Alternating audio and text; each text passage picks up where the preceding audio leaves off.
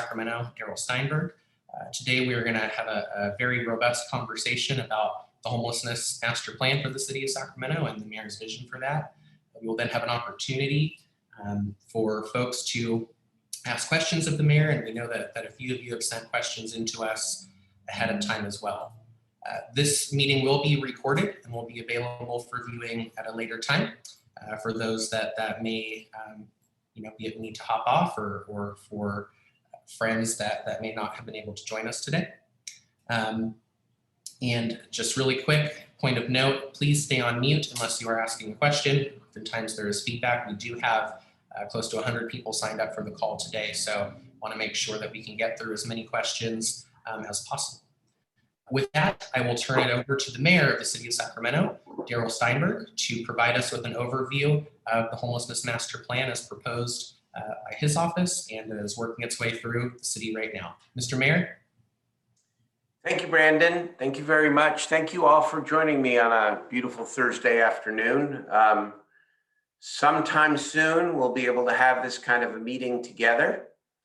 I'm actually planning my State of the City address for sometime in the summer, and I intend to have it in a collective community space, either indoors or outdoors, not sure yet, but we are going to be together for community celebration and community events sooner than later. And I want to, I guess, begin by saying thank you. I'm sorry for what you have endured over this last year plus as business owners or as owners of nonprofits. You've endured tremendous hardship, I know, some more than others. And yet we are on, I think, the precipice of reopening and really reopening in a way that I think gives us an opportunity to not only regain the momentum that we had prior to the pandemic, but to elevate it. We certainly are going to have more resources than we've had in a long time through the Federal Stimulus Act, through the CARES Act, that of course we just went through the public process to distribute those resources. Hopefully a major infrastructure federal program, and then our city budget, even with all of the downturn and all the difficulty, is relatively stable. And I think that's a credit to our community, our city management, our finance staff, and policymakers who have been relatively restrained to ensure that we could work our way through the tough times. I'm going to get to homelessness in the master plan, don't worry, but I do want to take a moment as well to just, point to what happened this week as a sign of what's possible here in Sacramento. This week, the City Council passed a historic community benefits agreement between the communities of Oak Park, Tahoe Park, the Med Center neighborhoods, and other, and on behalf of many advocacy groups, with the city, with UC Davis, and with Wexford Science and Technology, to move forward the Aggie Square project.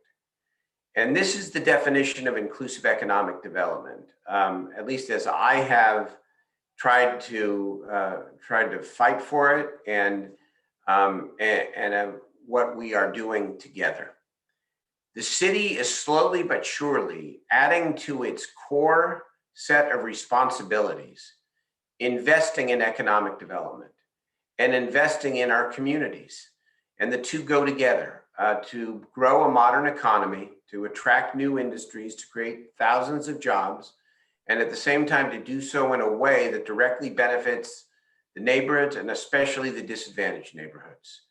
We don't have to have, as we'll talk about with homelessness, it doesn't have to be, and in fact, it can't be, either job growth or affordable housing, either job growth or focusing on workforce development for the communities that are most in need. It has to be both. The two always have to go together. And we had a lawsuit, we had a lot of difficulty, controversy, and in the end, we came together and we passed an historic agreement on Tuesday night that is going to result in tens of thousands of jobs and new industries, $50 million for affordable housing, 20% of all new jobs have to go to people in the specified zip codes. And so it's a proud moment, but really a sign of what's possible and where we intend to go as a city in the years ahead. So now we come to the issue that, without question, is the single largest challenge to all that we want Sacramento to be. We are going to attract more people. We're going to attract more business. We're going to attract more industry. We're going to create more jobs. The number one challenge and obstacle to our progress is the housing issue. And as a subset of that, the issue of unsheltered homelessness. And yes, because I know it's what the business community wants to hear, and it's also what I believe. It's not just about homelessness, it's about the behaviors exhibited by some of the people who are either drug addicted, seriously mentally ill, or otherwise a real problem for you, for our business community, for our business corridors, for our neighborhoods. And there is a lot of overlap between the issue of homelessness and the issue of behavior. But I also understand that they need to be seen to some degree separately so that we're not focusing on one and ignoring the other. I'm now in my 5th year as mayor. And I would say, especially as somebody who ran on this issue in part, that I was going to make it better, that we have laid a foundation that I believe is going to begin paying off, but we have not yet shown the people of Sacramento, and by the way, we're not alone, it's worse in Los Angeles and the Bay Area and other parts of California. We've not yet shown the people a demonstrable and visible difference. So we have a lot of work left to do. If you look at the numbers, you will see that we've actually succeeded in getting thousands of people off the streets, but they have been replaced by the next cohort of more than the numbers that we have gotten off the streets. A lot of reasons for that, including COVID, including the high cost of housing, including the drug problem, including just the fragility of life for many people. And so it's important to say that our master plan includes using, and it's a down payment, $31 million through the December Federal Stimulus Act and more to come, for rental assistance for people who are housed but fragile, to ensure that even if they remain fragile, that they don't become fragile and unhoused. That is crucial to keep people who are housed in housing. Because if we don't, we're chasing our tail to the never-ending frustration of business owners, residents, and of course the people themselves who suffer the most when they go from the peace and dignity of a roof to living on the sidewalk or on the riverbank. But we also have, and the estimates vary because we have not had a point in time count now for some time. And of course, COVID with the early release from the jail and all that has changed the numbers, but we estimate about 8,000 unsheltered homeless people in our city. And it's a huge problem. It's arguably gotten worse under COVID. Certainly, I hear from you more than ever before about the frustrations, especially downtown, but not limited to the downtown. And so if you remember anything about this conversation, I hope you will remember the next thing I'm about to say. Getting people into either shelter, housing, and or safe campground is not the opposite of cleaning up the city. It's actually consistent with cleaning up the city. put another way, we cannot meet your rightful demand to clean up the business corridors and clean up the city in the way that you expect unless we are able to demonstrate to the courts and to the public that we have enough alternative space, beds, or roofs. And I use those three terms distinctly, and I will explain them in a moment. Beds, roofs, and or spaces for everybody who is living in one of these squalid tent encampments in various places in the city. And of course, politically, no pity for your poor mayor here, but the truth of the matter is, I get it from all sides. You're doing too much on the homeless and you're attracting more people to come here. You're trying too hard to create all of these shelters and alternatives. And of course, from some members of the business community, you're not doing nearly enough to clean up our city. Martin v. Boise, which you all probably know by, reference if you don't know the details. I commend the reading of that Ninth Circuit decision to you because it is not only the law, it is also a piece of logic that is hard to argue with. What Boise said, Martin v. Boise says very simply, is that the city cannot enforce anti-camping laws unless they provide alternatives for people who are unsheltered and homeless. And of course, the flip side of that, presumably, is that if we have a master plan that we implement that provides the alternatives, we can then regulate the place and the manner where people can camp and where they cannot.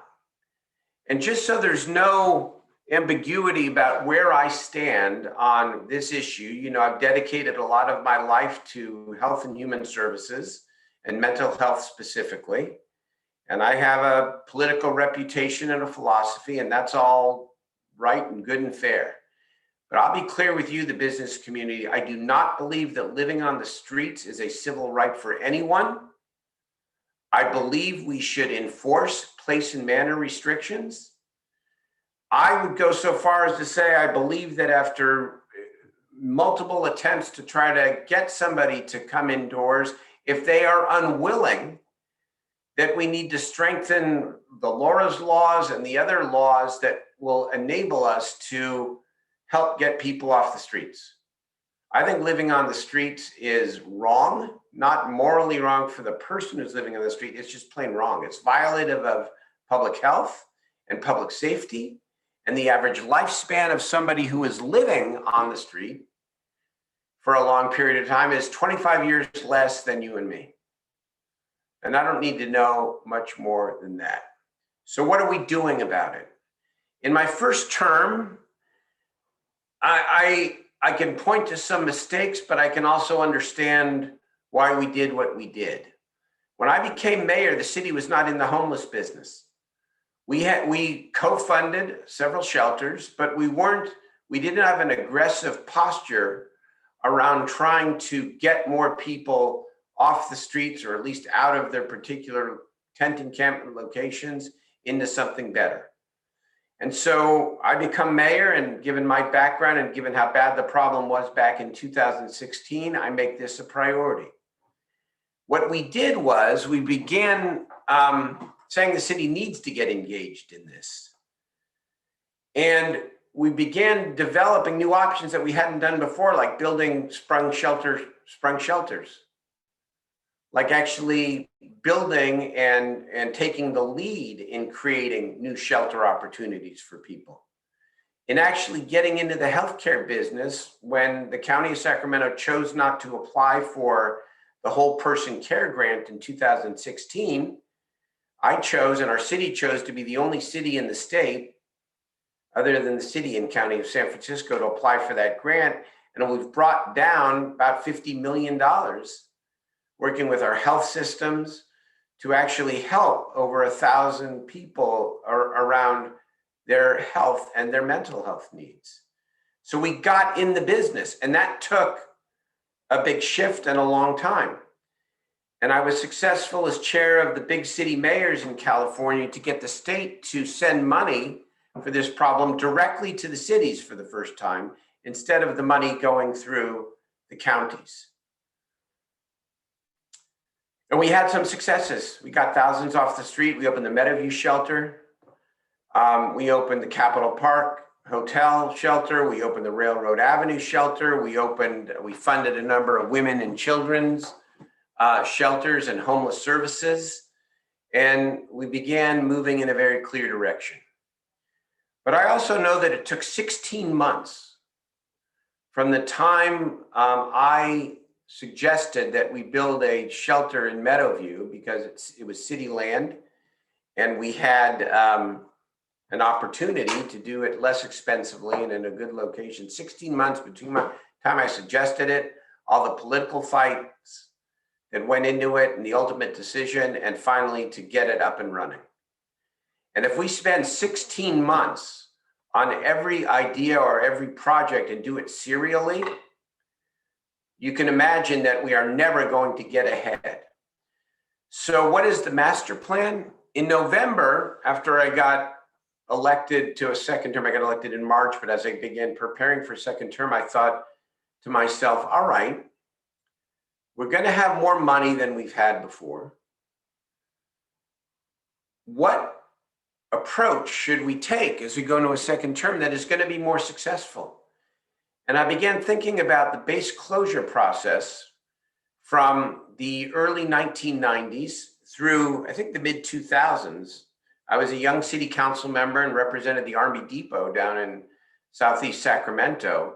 And if you remember the base closure process, the country decided we needed to reduce the defense budget, close a bunch of military bases throughout the country. But no member of Congress would vote to close their own base. And they felt it would never get done. What did they do? The Congress turned it over to an independent commission to determine which bases should be closed. And then they gave it to the Congress. Then they gave themselves the authority to vote up or down on a plan, and not amend it. And once that Congress voted on the plan, that was it. So I thought that was interesting, and it was a way through the politics. So I suggested publicly in December or January that the city adopt a master plan for homelessness. And this is what I mean by it. And this is why I think it has the potential to be a profound change for our city. I have asked every member of the city council to take their lead in their particular districts and to identify the sites for all that we need in order to fulfill the Martin v. Boise decision and to help people more effectively along the way. And to identify where would be the right places for safe ground, safe camping, which I have reluctantly come to the conclusion is a necessary transition for many people before we can get them indoors. For safe camping, for safe parking, for congregate shelter, for tiny home communities, for permanent supportive housing. To identify those sites and to report to the city council by district, and we have a series of public hearings set up beginning April the 20th, where the members are going to go district by district and report on their siting recommendations. We're going to take those siting recommendations and we're going to actually fold them into a master plan. And we're going to add up, we're going to take all 8 of the districts and all of the sites, and we're going to put it together in one resolution. And we're going to take, my intent is that the city council take one vote in June of 2021 and adopt the master plan. And what will it mean to adopt the master plan? It will mean that those are the sites for all that we need to begin helping more people and to begin moving people from where they should not be camping and should not be living. Once the master plan is determined and decided, maybe an outside party could file a sequel lawsuit or contest the master plan, but from a city perspective, we will be done. That will be a huge advance, because then our job will be to merely, and it's not so easy, match the available dollars, of which there are more than we've ever had before, the right program and the right program operator with the already approved site, and to begin implementing faster than we've ever been able to do before. Now, can government move fast? I'm encouraged by the experience during COVID of Project Room Key and Home Key. With Project Room Key was the state, federally and then state funded project to get people into motel rooms. We got 1,100 people indoors in 5 months. And by the way, the county deserves the lion's share of the credit for that, because that was an instance where they took the lead and we were their supportive partners to do that. We did that during COVID. We can do the same thing if we have the urgency and if we address the siting issues and make the siting decisions up front. Now, housing and shelter is only part of the equation, because for people who are chronically homeless, they need help. The mental health issues are very real. The substance abuse issues are very real. The life issues, the lack of employment skills, go down the list. And so we are working with, we are trying to enhance our partnership with the County of Sacramento like never before. And with the help of the Downtown Partnership and Bob Thomas and Mary Egan, we are working to see if we can create a roles and responsibilities partnership that roughly has the city doing most, and I say most of the siting, but where the county is a full partner in providing the resources, the social workers, the mental health workers, the substance abuse workers that allow us to match the shelter, the safe ground, the housing with the services, and enable more people to exit the system permanently, as many as possible. So let's go backwards just for a moment, and then I'll wrap up and answer your questions. We don't have the luxury of waiting for the master plan to be completed to just not do anything in the meantime, and we're always doing something. And so there's been another, I think, very hopeful thing that has happened over the last couple of months that has given us a head start on this master plan. And it is this: when George Floyd was killed last June, and the calls for police reform were loud and clear, and the protests engulfed our city, especially the downtown, I made two significant proposals. One is to establish an independent inspector general to evaluate serious officer misconduct. But the second thing was to create an office that has now become a Department of Community Response, to have an alternative to law enforcement responding to the myriad of 911 calls that come through that don't involve the commission of a crime. And it was a police reform focus, and still is. But Bridget Dean, who many of you have met, who has become the head of the department, is quickly transforming this into the main main arsenal of our homeless services response, especially on the outreach side. And we have all come to the collective conclusion. I was not a big safe ground proponent. I believe in a right to housing and an obligation to take housing. That's what I believe. A roof for everybody. It's my view. But I've come to the conclusion, even a little bit reluctantly, that safe ground is an essential part of our strategy. And what do we mean by safe ground? Sanctioned, organized outdoor living, preferably with tiny homes, but accepting tents, so long as they are developed on acreage that is remote enough from businesses and residences, large enough to be a community, so long as the safe ground concept is always partnered with genuine triage, so that we are using the safe ground as a way to help people go from the campground to motel voucher, to apartment voucher, to more permanent housing. And so we're at it. As you know, because of the Caltrans construction, we've set up our first safe ground. Councilmember Valenzuela has taken the lead on this at 6th and X Streets, where we've got now 75 or so people living in tents. The pallet homes are coming. Caltrans has given us a little bit of a bad time about it, but the pallet homes are coming. And then at Miller Park, we're going to open tomorrow a RV and car camp for people.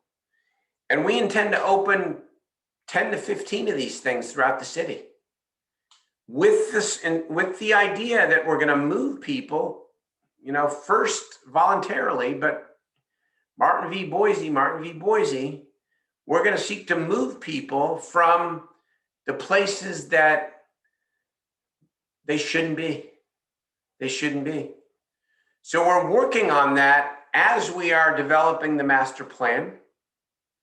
And once we develop the master plan, the safe ground and the existing shelters will fold into the master plan. And finally, what will this master plan represent, I hope, and what I'm striving for?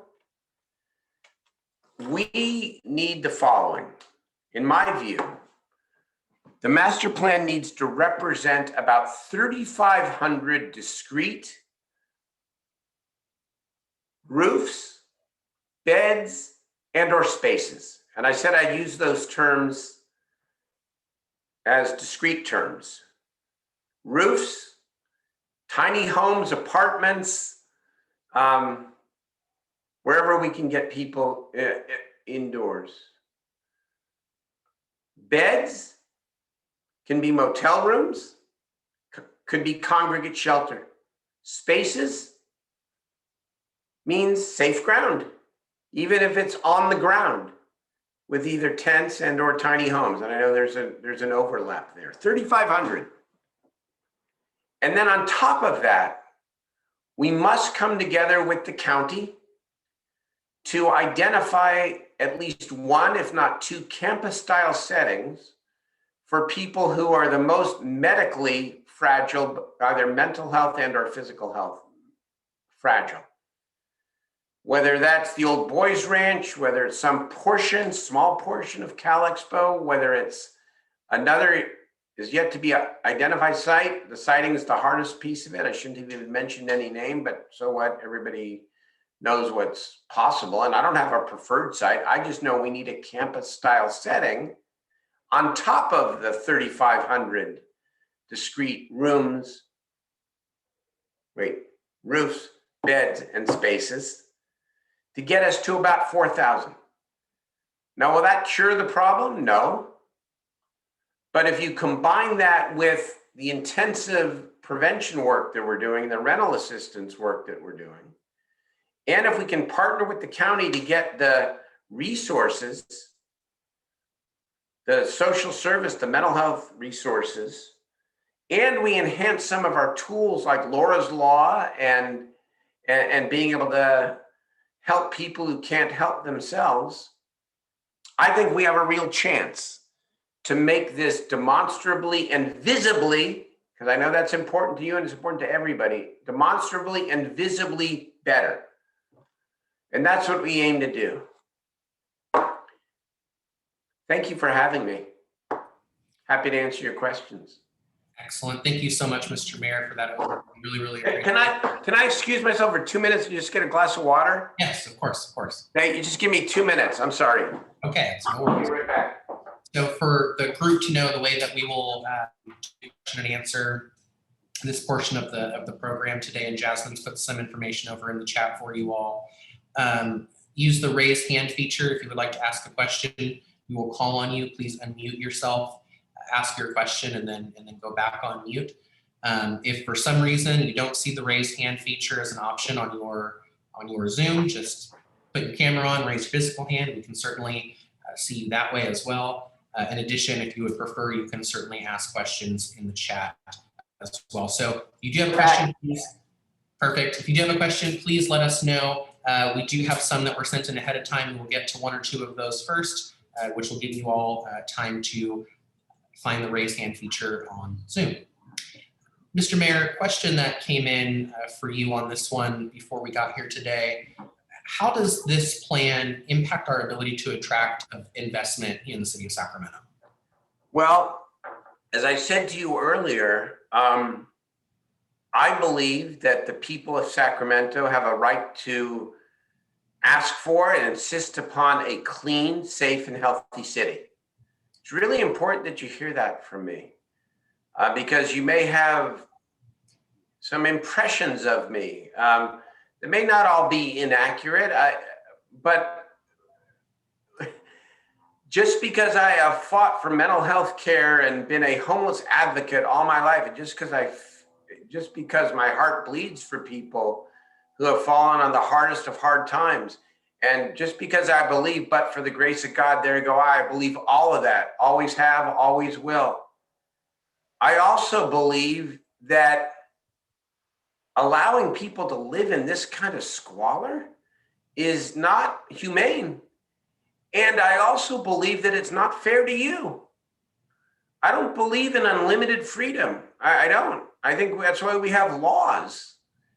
And so if we can meet the Martin v. Boise test in a fair and compassionate way, but in a real way, and we can actually show a demonstrable and visible difference to you and to everyone in our city, I think that is going to eliminate the only hesitation that any investor would have to think about investing in Sacramento. It's what I said earlier.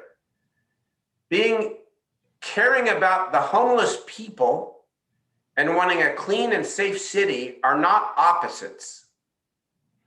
They go together, and they must go together. And anybody who seeks to separate them has an agenda, and that isn't my agenda.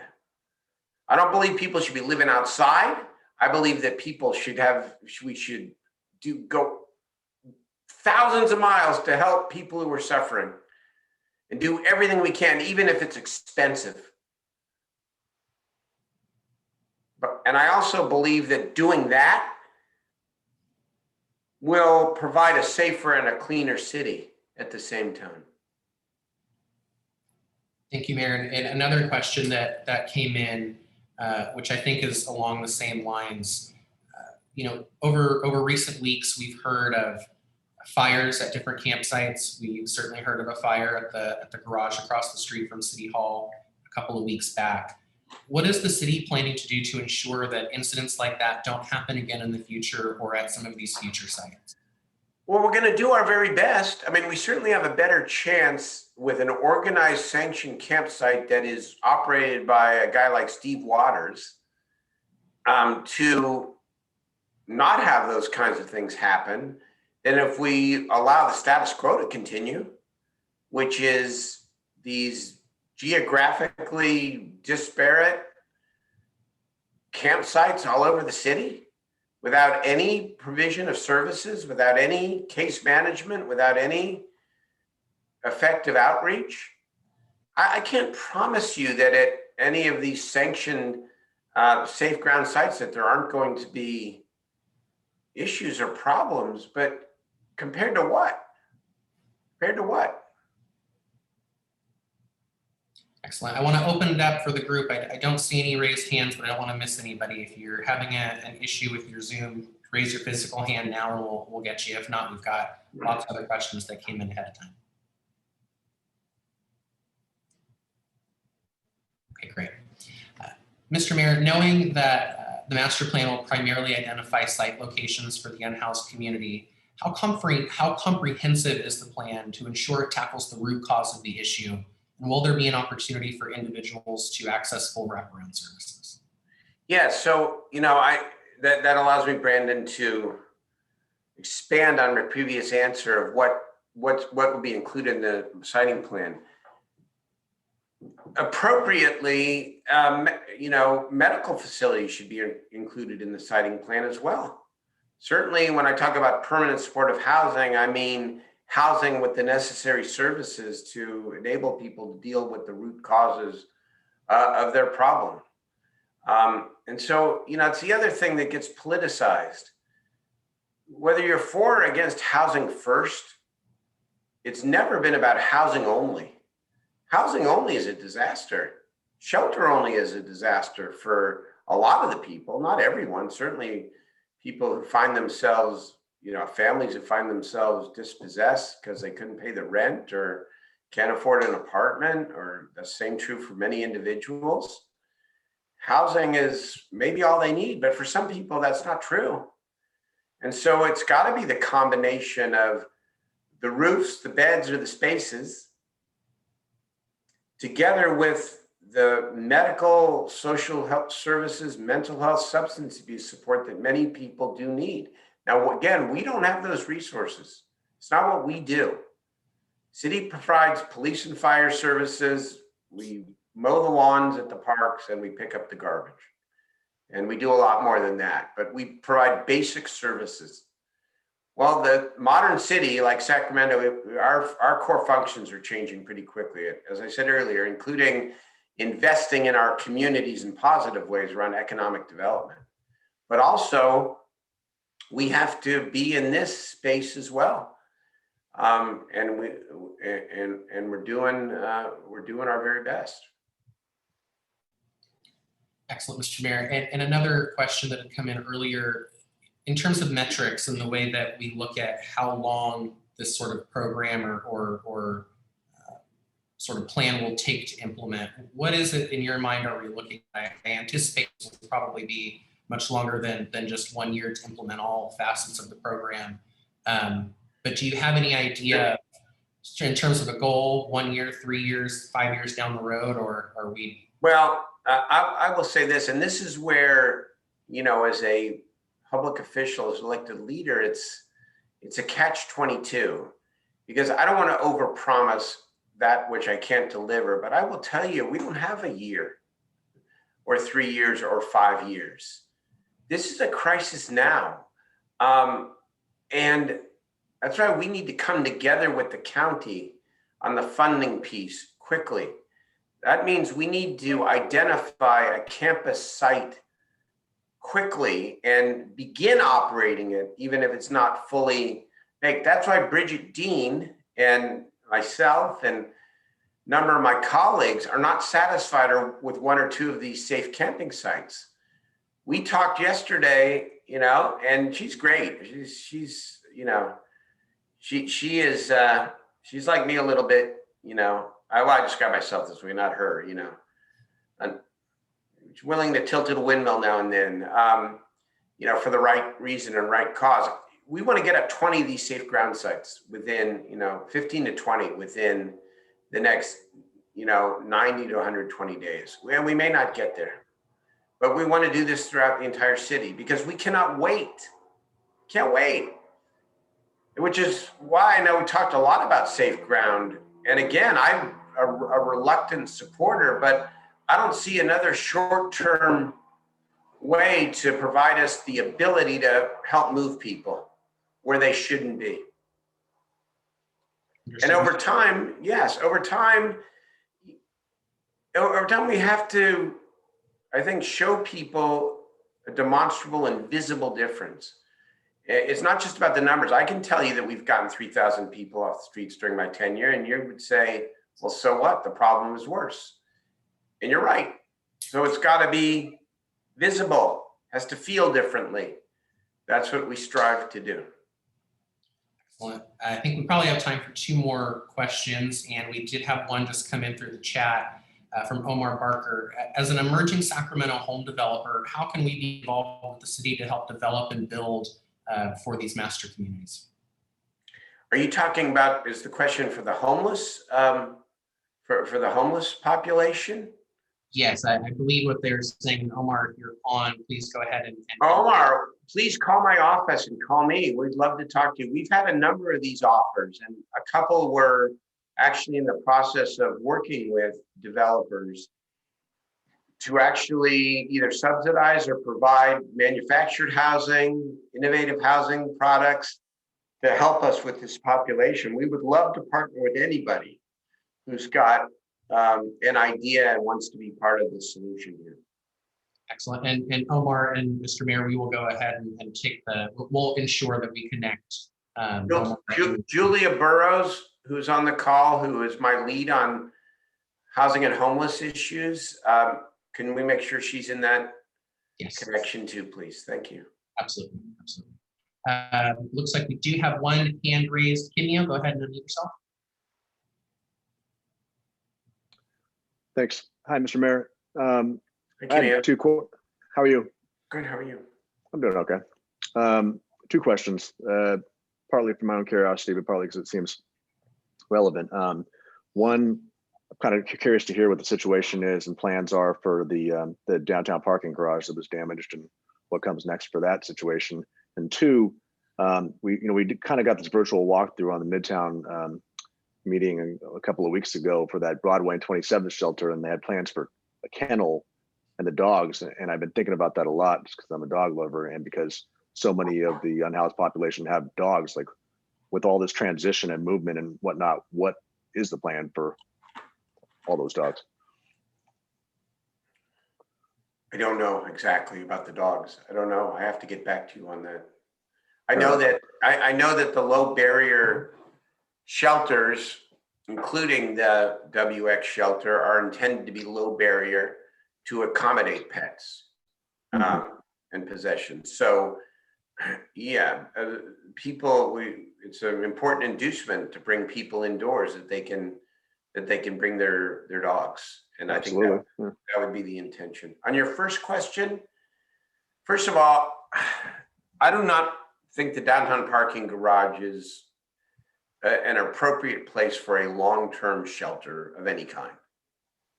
And so it will return, especially as people are coming back, hopefully, to be a city parking garage. But in fairness, and I'm not being defensive, but I think it is important that we recount how we got to that place, which is that as much focus as I've had and we have had on the master plan to solve this problem, we were still stuck in this frame of winter and summer shelter, emergency shelter, where only in the most extreme weather conditions would we open overnight or even daytime space for people to come in.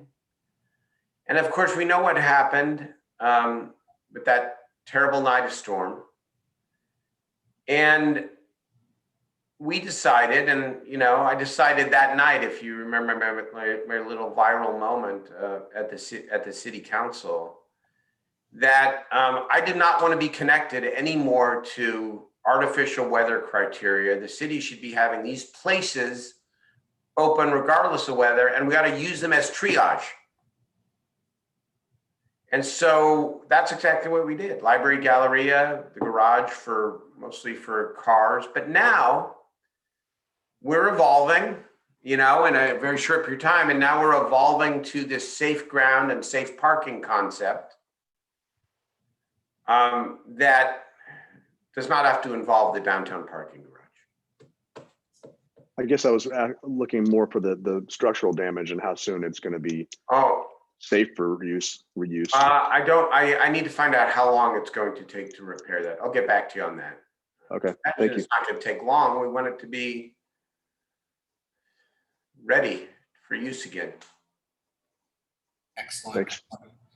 Thank you, Mr. Mayor, and to all those that have attended today. In our last 10 minutes or so here, I want to give you an opportunity, Mr. Mayor, to sort of close us out. And before we do so, just want to thank you for coming and spending some time with the business community here today to have this conversation. I know you're a busy guy and you got a lot of stuff going on, so really, really appreciate you taking this time and giving us the opportunity to have this open and fair dialogue with you. Very much appreciated. Thank you.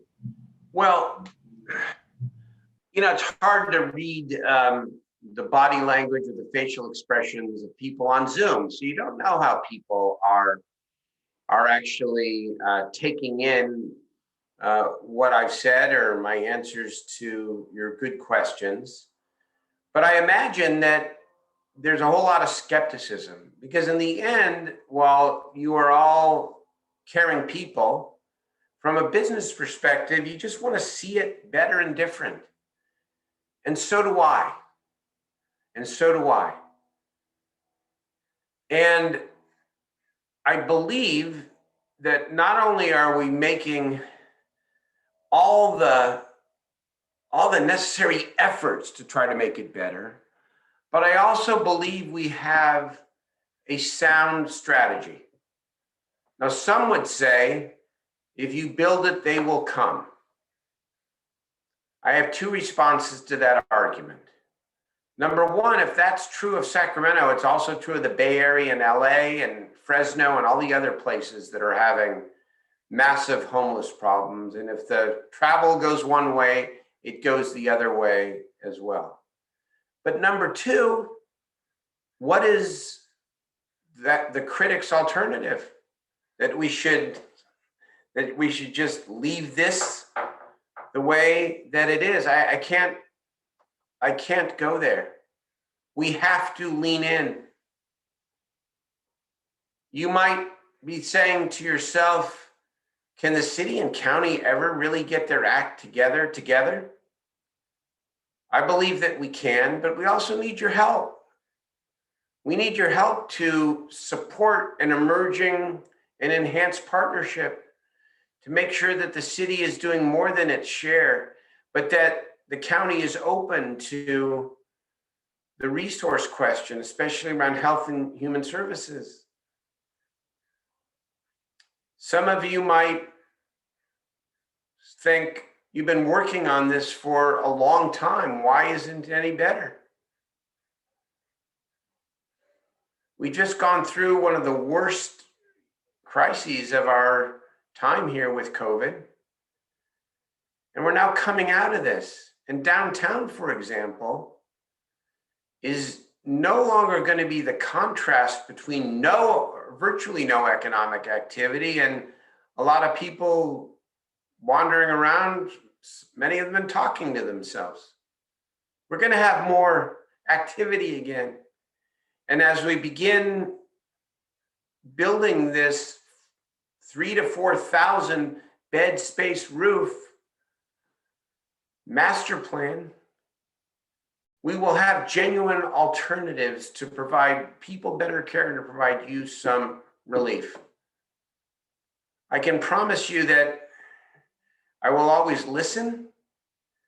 I'm willing to change my perspective if it's warranted and helpful. I have no pride of ownership in an idea or in the credit.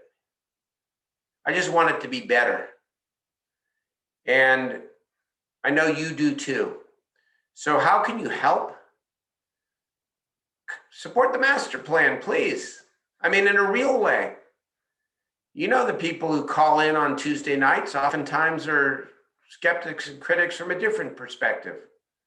Well, your voice would matter quite a bit on this approach. And support and insist that the city and county work together. not just with a memorandum of understanding or a statement of principles, but that we get going with 1 or 2 campuses, with safe ground, with enough spaces, beds, and roofs to begin now and in the next 90 to 120 days, and that they prioritize the services that are necessary to actually make it work. That's what you can do to partner with me.